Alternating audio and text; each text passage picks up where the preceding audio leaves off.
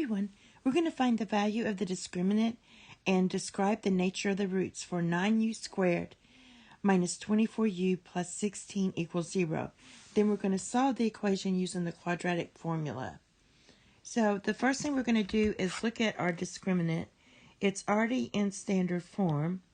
So if I write down everything in my A equals 9, my B equals negative 24, and my C equals 16.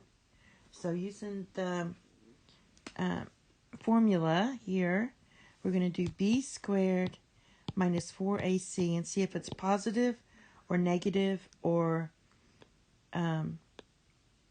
if it falls into, does it equal 0? So let's get started, and we're going to get B squared.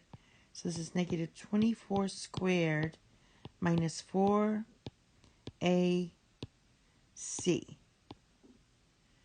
So this is going to give you 576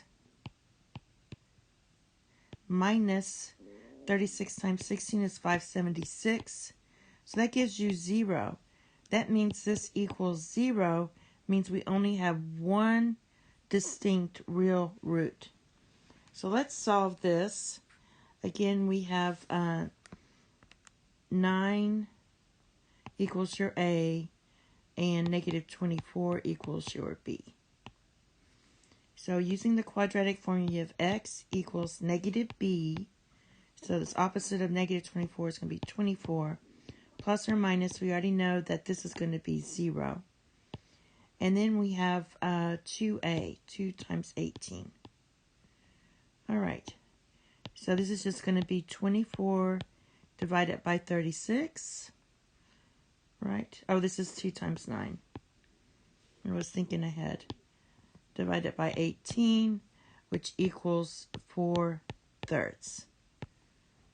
And that's your final answer. Thank you. Have a nice day. Bye-bye.